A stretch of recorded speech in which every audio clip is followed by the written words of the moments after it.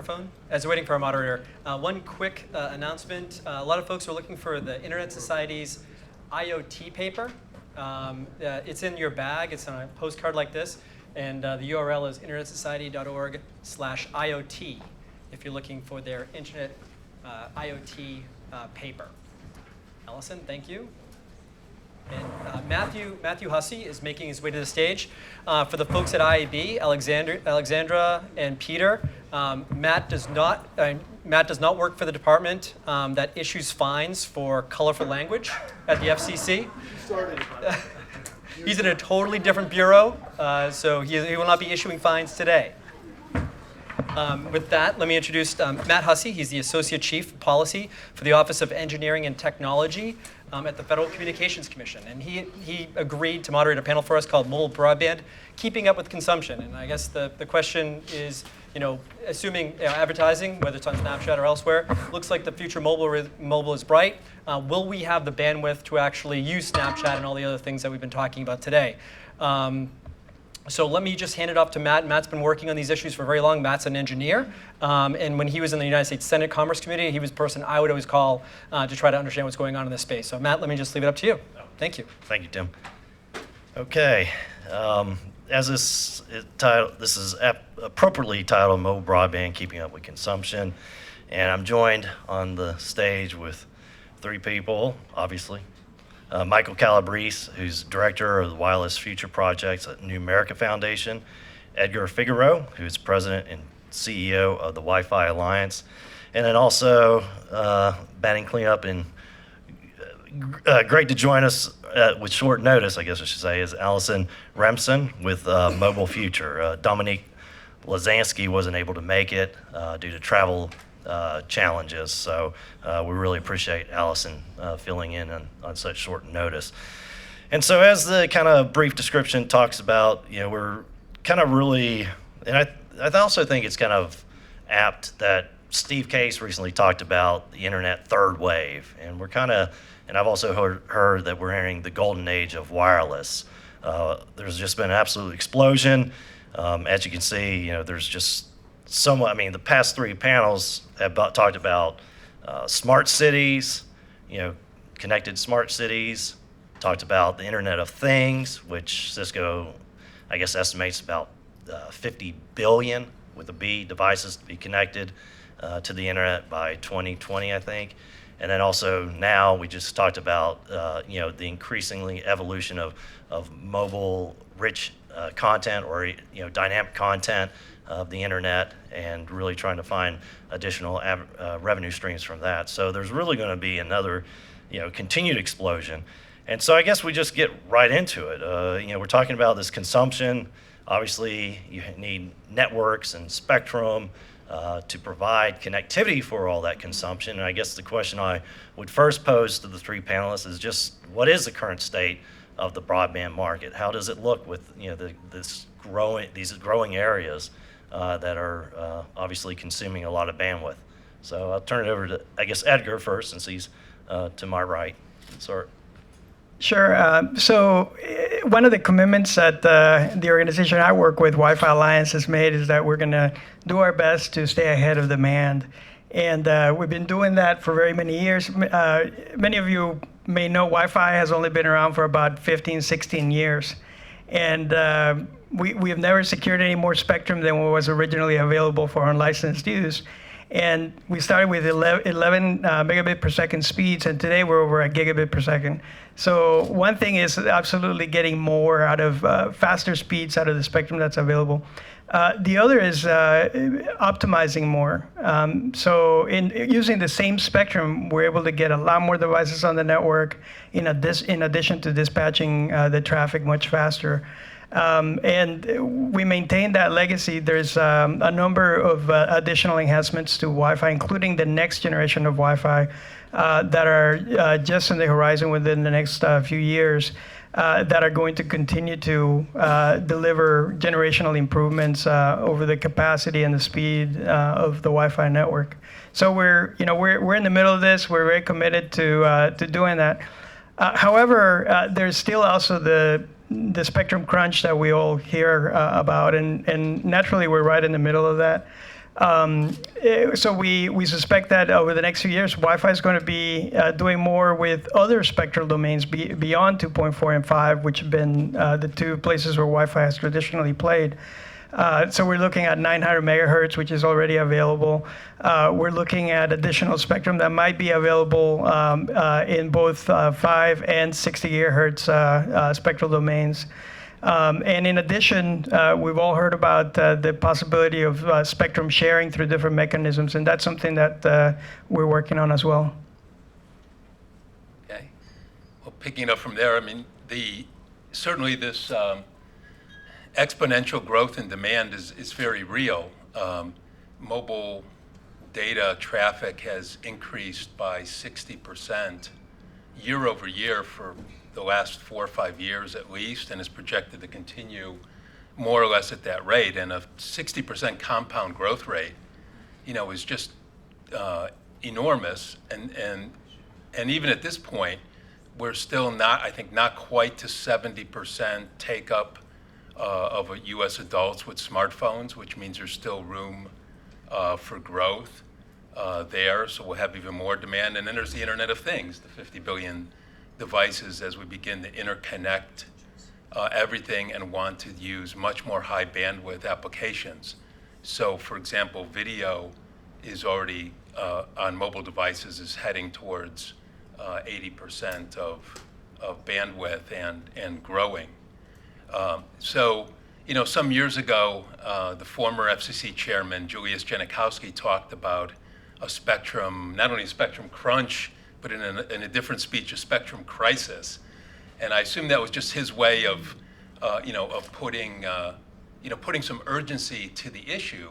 But, he was saying that back in 2009, 2010, during the National Broadband Plan. And, that crunch and that crisis never actually happened. And the main reason it hasn't, at least not yet, is the enormous carrying power that we found with Wi-Fi. So as Wi-Fi has, over unlicensed spectrum, has proliferated and has become basically every time you walk into a venue like this, which are even, I noticed, dispensing with passwords now in places like Starbucks, the museum, and so on, you are actually sending your data not over licensed spectrum to a tower and through your carrier that you pay $100 a month to, but actually at no marginal cost, a short distance at low power over unlicensed spectrum into the wire, into probably Comcast or Fios or whoever's providing the wireline connection. And I think most people are not aware that at this point, between 60 and 80% of all mobile device data traffic is going over Wi-Fi and over unlicensed spectrum. But as Edgar mentioned, something we're kind of running into now, and even though it's years after Janikowski's warning, it will happen too, which is that even unlicensed spectrum is getting congested. We're running into real limits on what the 2.4 gigahertz band can carry, and there's some real delays in terms of opening up the 5 gigahertz band for unlicensed capacity and wider channels to carry that video. So actually, the government's very much, the FCC, the administration, they've been doing exactly the right thing. They've been making a mix of licensed and unlicensed spectrum available. They adopted a historic order last year, the new Citizens Broadband Radio Service. We can talk more about it, 3.5 gigahertz, which is a shared spectrum with the military, opening up capacity. That's just really the beginning of that path. So they're doing the right things, but we're going to have to keep doing it and doing it faster and focus a bit more on unlicensed spectrum as well. Allison. Yeah, so I represent an organization called Mobile Future that we're a membership-based organization. Our members include, large carriers, equipment manufacturers, and then a lot of app developers, and also nonprofit organizations that work in diverse communities who are often kind of seen as the first to cut the cord and are more heavily mobile adopters than kind of the rest of the population. So we've been, very focused on spectrum issues for many years, and to go back to when Chairman Janikowski talked about the spectrum crunch that we were all expecting in 2009, I think that I think we've all experienced that kind of loading symbol of doom that for anyone trying to build a business in mobile or trying to complete a financial transaction or to communicate with a loved one, like there's definitely challenges that we're facing. And when he first launched kind of the push to make more spectrum available back 7 years ago now, we're just now kind of starting to see some of this spectrum kind of being repurposed for mobile, and it's a very lengthy process. And so, we all are using our devices more than we ever dreamed of today than we did just 2-3 years ago. They're really now, kind of the remote controls for our lives. We rely on them in untold ways, and we've all seen the data. We're all streaming video more. We're seeing more uses of mobile for telemedicine and for payment options, and it's become this really important piece of our everyday existence that we're increasingly seeing as kind of the mobile opportunity. We're seeing huge growth in, kind of the app economy, and with folks who are embracing mobile in every aspect of entrepreneurship. So whether it's through financial tech or ed tech or digital health or using mobile for public safety, all of these uses for it, and plus with IoT, which I'm sure we'll talk more about, with all of these 50 billion devices that are increasingly connecting to the networks, we can't just plan for today or tomorrow. We need to make sure, because of all of this increasing exponential growth in data traffic, that we're looking ahead to the future, to the mobile future, because it is bright and there is a lot of opportunity ahead. And it's really important that policymakers at every level are really focused on this and are looking at kind of consumers and their embrace of this technology, and knowing that here we are in a 4G world, and we have so much more ahead in this 5G world that we know is coming, but we can't quite identify exactly where it's going to take us. But given all of the potential ahead, we really need to make sure that we're focused on kind of our spectrum needs for that, and to make sure that we have the capacity going forward. Thank you.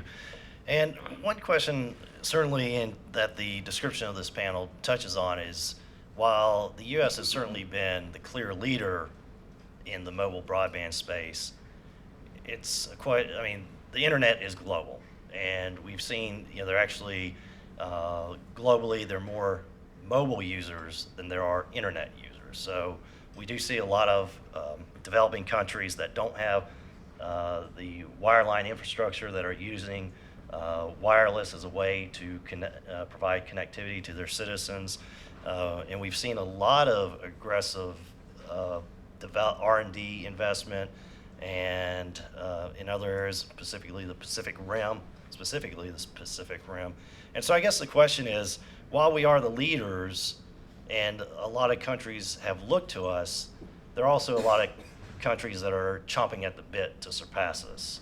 I know that while Verizon has, I'll actually touch on that later. I guess the two things I would highlight in regards to if our leadership is being diminished, and if we are possibly going to be dethroned, is first the National Science Board Science and Engineering Indicators report, which is released annually, has in the past stressed about our nation's leadership is being threatened, and they point to a couple different areas, such as I mentioned, R&D investment, but also, you look at China and some other countries that are producing a lot more in India, that are producing a lot more engineers than we are through our educational system. And then also there's, I guess, an annual report by a consulting firm called the Mobile Patents Landscape, and that indicated that Asia, with respect to regions, Asia is actually outpacing North America and Europe in patent applications. And as a point to that, it should be noted that actually with the U.S. patents, 52% of those, of the patents awarded here domestically, are of foreign origin, meaning they're to a foreign entity that has applied for a patent here. And so, and just to give you an example, back in 1980, that was only 38%. So we've seen this increase in innovation internationally. So I guess the question is, is there cause for concern to policymakers in the industry about this, growing competitiveness in the innovative space for mobile broadband internationally? There are a lot of layers to your question, so I'll try to tackle a couple. There is absolutely a push in many regions, Asia Pacific is one of them, where there's an interest, a concerted effort to bring connectivity to the masses. In many instances, unlicensed spectrum and Wi-Fi in particular plays a prominent role. Whether it's a connected city or initiatives, through the public school systems all the way out to the higher education, because it's the most accessible way to connect, folks. It's economical to deploy. Most of these users already have devices, and it's sort of the most natural way to connect them. So that's sort of on the rollout front. As far as on the policy front, there is absolutely a lot of pressure globally to take the lead in terms of what policy facilitates the most innovation and puts a particular country or region in a prime position to innovate and take the lead. I look at, for example, the 5 gigahertz band is a prime example of that. We have a technology that still has a lot of upside with 802.11ac. This is today's version of Wi-Fi. We're tapped only maybe about half of the benefit that technology has yet to offer. For it to deliver its full capacity, more spectrum is needed because it operates in very wide channels, 80 or 160 megahertz. But yet in the U.S. in particular, we don't have a broad swath of spectrum that's contiguous and available to be used in that band. And other countries are looking at that very seriously. And it's a shame because, of course, the U.S. led the way and set the example, back in the 80s by opening up unlicensed spectrum to begin with. And because of that, we've had a number of innovations that are examples of, innovations that came out of unlicensed spectrum and IEEE and the Wi-Fi community that then formed the basis for mobile. So it's absolutely something that needs to be sort of top of mind. And so the bottom line with that is that spectrum policy needs to be balanced. It needs to take into account, both connectivity for the masses that takes care of the needs today, but also has a long-term perspective towards nurturing an innovative environment. And there's still opportunity for the U.S. to regain pole position on that front. Yeah, well, I'm not overly concerned. I mean, when you look around, the U.S. led the way with 4G, for example. We had, kind of the first and still have the most comprehensive deployment of 4G now virtually to the entire population. And, enhanced mobile handsets, Nokia, of course, fell away quite a while ago to be replaced by Apple and by Android operating system developed by Google. And in many other areas, in unlicensed technology, we continue to lead the world. I just think we just need to keep pushing on these things, and policy needs to keep pace with it. So, for example, we pioneered unlicensed access to the vacant TV channels, so-called TV white space. And yet in our country, that's gotten tied up in regulatory uncertainty, while the UK and some other parts of the world, Singapore and so on, have moved ahead with that to their advantage. And similarly, as Edgar mentioned, with the 802, the next generation Wi-Fi, 802.11ac, we still haven't opened up the remainder of the 5 gigahertz band so that could reach its true potential. And then the thing you hear the most about, this is the context this comes up now politically, is with respect to moving on to 5G, which is really represents not so much, not better coverage, but a densification of networks, so you have very high capacity connectivity in places where people congregate, where you have dense deployments, and that you can accommodate all these, connecting all these things from cars to refrigerators to security systems, in addition to people's smartphones. And on that, I think that's where a lot of the, sort of the innovation race is right now. And we can lead the way there too. The FCC has a Spectrum Frontiers proceeding, which is quite far along already. There's already been comments and reply comments, lots of positions staked out. And my understanding is that the chairman expects to get an order out on at least part of that, at least some of that spectrum. In other words, these are like enormous wide bands of millimeter wave spectrum in the high frequencies that would accommodate this 5G technology in the future. And I think the FCC again is leading on that, but they have to just keep at it so that we can be defining spectrum policy and mobile policy for the world rather than following the lead, because I think we've really in the U.S. have had the most progressive spectrum and mobile policy in the world. Yeah, I mean, I definitely think that we're very fortunate where we are today with, more than half of all of the LTE connections are here in the United States. We have been a leader because of smart policies that, encouraged investment, encouraged, the carriers to really go out there and put a lot of money in the ground and in the air and to, build out these connections that we really kind of take for granted today. I think what we'll see going forward is there is a race on for 5G.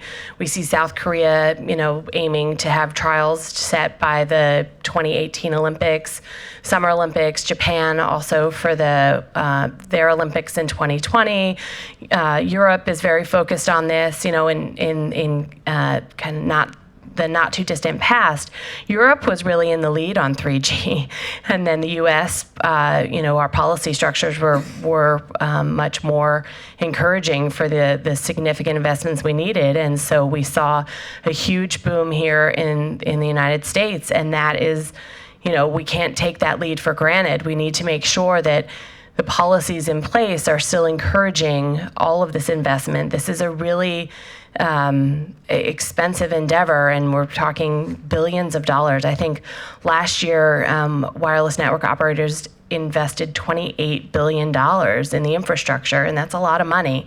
And so we need to make sure that, going forward, that everyone kind of has their eye on the ball. Not that government or the U.S. government is kind of like driving this train, but making sure that any obstacles that could be in the way that could potentially deter investment or this network evolution, and really lets kind of the engineers who are working on this opportunity navigate the process so that we can continue to lead the world in wireless technology.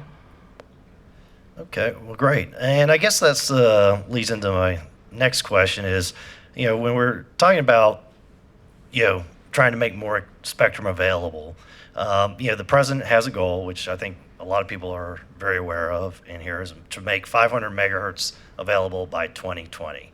And it's one of the prime discussions at the biannual meeting between the FCC chairman and also the NTI administrator. And they just actually recently met, I guess, last month. And so I guess the question is, is the administration doing enough in making more spectrum available? And then also, one of the biggest concerns is, and I think you touched on it a little bit, Allison, is regulatory uncertainty. That is obviously very detrimental. And so is the administration also doing enough, not only making more spectrum available, but also promoting greater investment, greater innovation, and removing those barriers so that the U.S. can continue to lead when we talk about going, evolving from 4G to 5G. So I open that up to all you because, again, you're talking about 5G and the Internet of Things will be unlicensed, licensed, small cells, macro cells, et cetera. So yeah, I could start, Matt, if you want. Sure. There's this was in the National Broadband Plan, and then in the President's executive order to have a goal of an additional 500 megahertz of licensed and unlicensed spectrum. And the administration and the FCC are halfway there. I think the very good chance that they'll reach the goal, and it's important that they do. as far as, you asked specifically about the administration as opposed maybe to the FCC. And so on that, I'd say, there's some good points. There's some highlights and down points. I mean, the highlight, I think, which you all might not be aware of, is that the Defense Department, in particular, has just turned around 180 degrees in terms of its posture towards sharing spectrum with the private sector, because the federal government is actually the largest holder of spectrum, of good spectrum, below 6 gigahertz, and it used to be that that the federal agencies would take the same posture as private sector licensees, which is NIMBY, right? Not in my backyard. Even though our radar system is maybe only using a tiny fraction of the potential bandwidth, we're not even going to talk to you about sharing. Our mission, is the only thing we care about. But I think, a lot of credit goes to the White House, to the President's Council of Advisors on Science and Technology, which put out a report that called for, that the new normal should be sharing of spectrum that's underutilized, that you can work around these federal agencies in these bands. And the reality is, we keep talking about spectrum scarcity. In fact, with the right policy, we can have spectrum abundance, because not only many of the federal bands, but also some of the bands that are licensed to the private sector many years ago have enormous unused capacity. And so the military has actually embraced a posture now where where they're saying basically, if you don't disrupt our systems, we'll share with you. And so that's proceeding, which is great. On the other hand, I think the White House has been too slow to intervene in these situations where there could be more sharing more quickly, but agencies are dragging their feet. The best example of that right now, which we mentioned just a bit ago, the 5.9 gigahertz band. So the commission has proposed opening the whole 5 gigahertz band.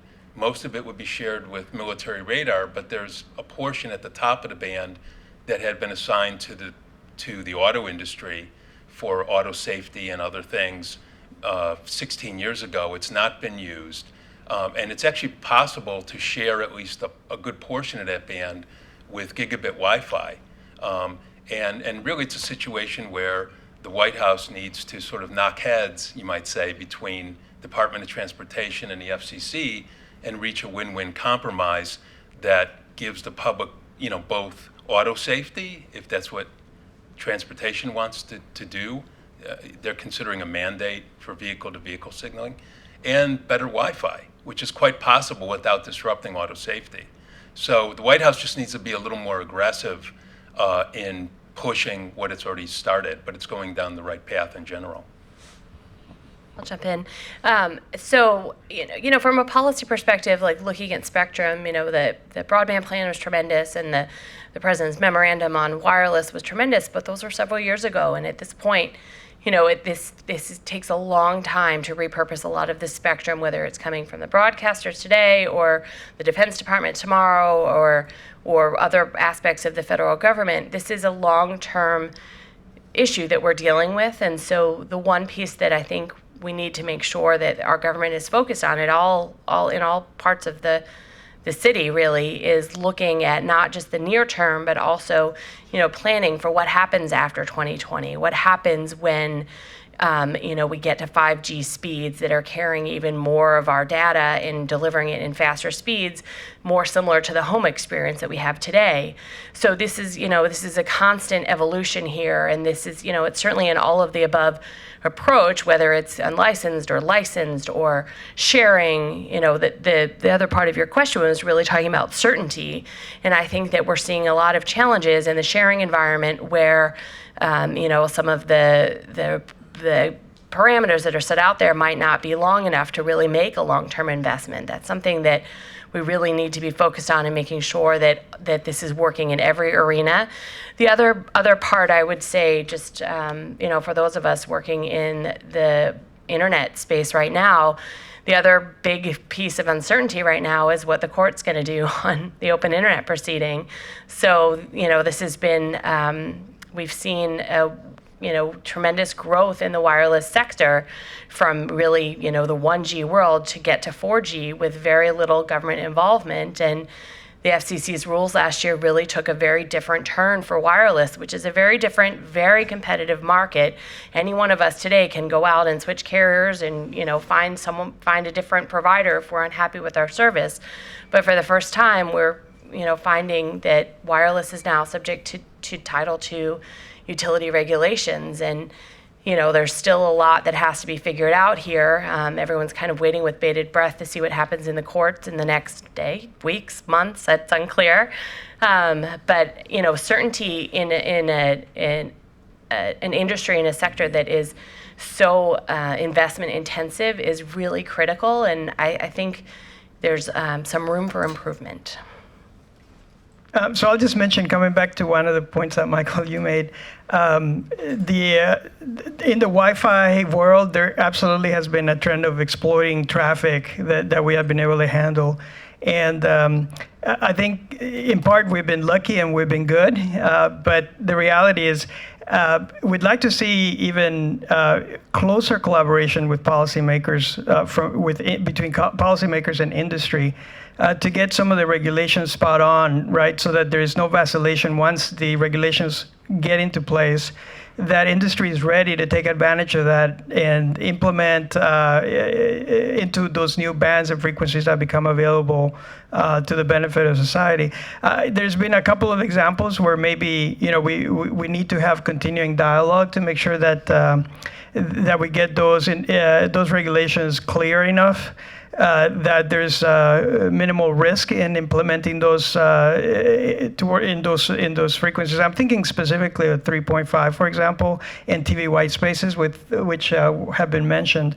Here's an area where, to some extent, industry is a bit paralyzed because the regulations are not quite yet clear, and industry would not move and make the types of investments that are warranted to take advantage of those frequencies if regulations are either subject to change or subject to be misinterpreted or don't deliver the Wi-Fi experience.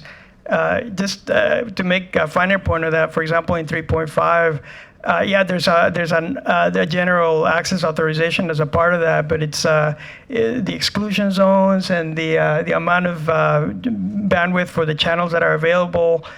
We tend to think that the Wi-Fi experience is only allowed at 20 megahertz and above, but the 10 megahertz are the channel widths that potentially could be available in the non-exclusion zones in that area. So there's a lot of that sort of dialogue that's needed to get to the finer points that would make for a suitable regulatory environment for industry to then step forward and take advantage of that. So there are absolutely still opportunities out there. Some of them are short-term, but we do need more of that specific dialogue going back and forth to get to a place where the regulatory environment in the U.S. is favorable toward the innovation that we've seen from Wi-Fi in the last 15 years. And I have a question, I guess, for Michael and also Allison. And Michael, you touched on it. The PCAS report back in 2006, talked about possibly a new paradigm with sharing being kind of the big motivator to free up, or the main mechanism to free up more available spectrum from a federal standpoint. You have the DoD National Spectrum Consortium, which is trying to bring the industry and the defense together to try to find ways to collaborate through sharing. Also, I think just a few weeks ago, DARPA announced a $2 million spectrum grant challenge to where basically to look at sharing opportunities through the use of artificial intelligence and machine learning. So there really does seem to be a real shift from the administration, from defense, about sharing. I know the CISMAC has a bi-directional sharing subcommittee. The TAC sharing has certainly been a topic of conversation. And Allison, please correct me if I'm wrong, but certainly one of the mantras of the industry has been, hey, sharing's great, but we still need the clear an auction, clear an auction. So I guess the question is, are we kind of on a tenuous situation where, we do see the industry, I guess the federal government saying, hey, we're open to sharing, and how can we remove those barriers or the parameters that you mentioned to provide greater long-term certainty from an investment standpoint? So I open that up to both of you on that, because it does seem a pretty interesting scenario. I'll go first. This is definitely, these are complicated issues. There's a lot of really, really smart, talented people who are working through all of this. From, the carrier perspective, the industry perspective, there's definitely a focus on clearing because there is more certainty, there's more, it's just a clearer path forward in dealing with sharing with government services, with sharing within government, sharing government to industry. It's a much more complicated, complex formula, and we recognize that there's sharing is definitely going to be a part of freeing up more spectrum because the government has so much of it. It's something that we're watching very closely because of the need to make sure that if you get a sharing arrangement that doesn't give you kind of the peace of mind when you can go out and actually make the investment, then at the end of the day, a lot of this would be more a lot of work to not really get you to the desired goal or to the desired outcome. So I think you're on PCAST, aren't you? You're on PCAST, yeah. So yeah, it's definitely something that industry has always been focused on as an option, but from our perspective, we would much prefer to have a cleared band. So, we know that mobile carriers, such as Verizon or AT&T, T-Mobile, they would, of course, prefer the traditional path they've taken, which is, clear spectrum, which is exclusively licensed in an auction, it's wide area, and so on. But, the primary problem with that is there's not much of it left to have, at least not in the, what have been so far considered to be the good frequencies for mobile broadband. So we're having, of course, this big incentive auction, but after the incentive auction, this is the TV spectrum that's being, auctioned this year by paying the broadcasters willing to give up their channel. After that, there's nothing really in the pipeline that's below 6 gigahertz. It's anywhere near what carriers have used traditionally, which is, I think, a big reason now in this spectrum frontier proceeding, the FCC is looking at, and the carriers are looking at, these very extremely high frequency millimeter wave bands, which are very wide, but they don't penetrate through obstacles. They don't go very far typically, except line of sight. So that's why certainly, at least in the lower bands, the mid band and low band, that where we've still do all of our connecting today, sharing is really the future, and what the PCAST initially recommended, what the FCC adopted last year at 3.5 gigahertz, where it created the Citizens Broadband Radio Service, is really a great model for getting to spectrum abundance, and we could do it fairly quickly because there's quite a few bands. In fact, Senators Thune and Nelson, in their Mobile Now Act, which has been reported out of the Senate Commerce Committee already, it identifies the 3 gigahertz band from 3.1 all the way up to 4.2 as being a band where the commission could look at using this method. And in fact, the Citizens Broadband Service from 3550 to 3700 sits right in the middle of that band. And that was the short-term recommendation of PCAST, that band. And the PCAST even said that there's a potential spectrum superhighway on 3.1 to 4.2.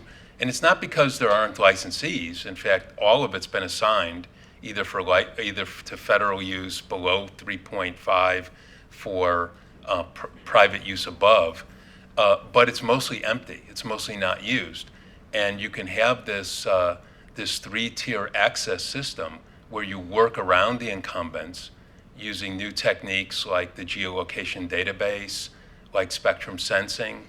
At 3.5, the Commission's adopted a plan that industry is in the process of implementing that we use both of those methods and allow opportunistic access by essentially unlicensed users too.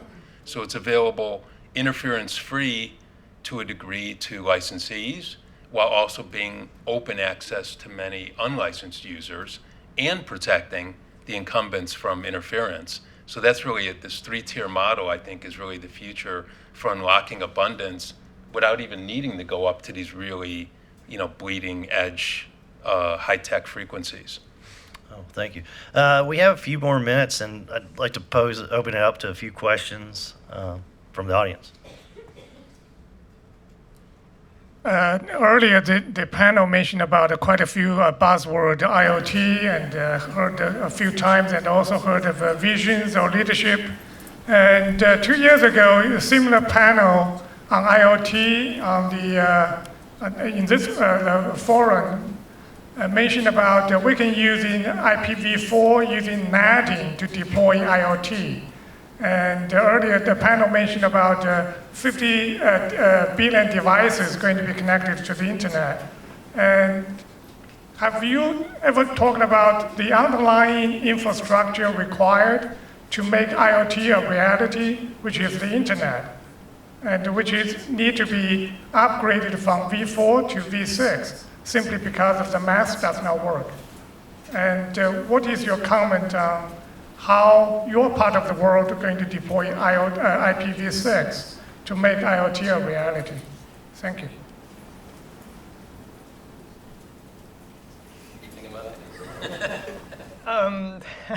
So I bring a very pragmatic perspective to all this. Wi-Fi Alliance, admittedly, is an organization made up of engineers. We're not academicians. We're not policymakers. And so we look at these issues, precisely as they are, right? And we look at what problem it is that we need to solve and go about solving it. With regards to IPv6, it absolutely will be supported subsequently. Currently, we feel like with all of the different mechanisms, including network address translation and all sort of nesting, there isn't really an issue. Already today, there are 8 billion Wi-Fi devices in use. They're in use today. They include not just your laptop and your phone, but also your thermostat, your sprinkler system, your health device, your watch that you carry. There's tons of devices that operate perfectly fine today with an IPv4 model. However, IPv6 will continue to be an option that we'll be able to leverage when that's needed. I'll just mention that we are fully cognizant about the explosion of devices. In fact, this year the Wi-Fi industry is going to ship 3,000 million devices. So we're fully aware that the networks are getting very, very dense. In fact, the next version of Wi-Fi is 802.11ax that's coming. It's just starting to be developed, and it specifically targets optimization in extremely dense environments for the IoT era, right? One access point supporting thousands of endpoints, right?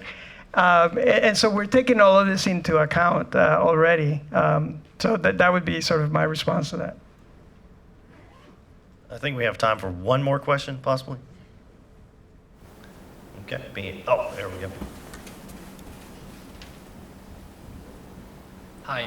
I was just wondering what your thoughts are on some emerging spectrum technologies like Wi-Fi and what the potential benefits might be there. Are you familiar with Wi-Fi using the visual spectrum I am, instead of, right. Okay.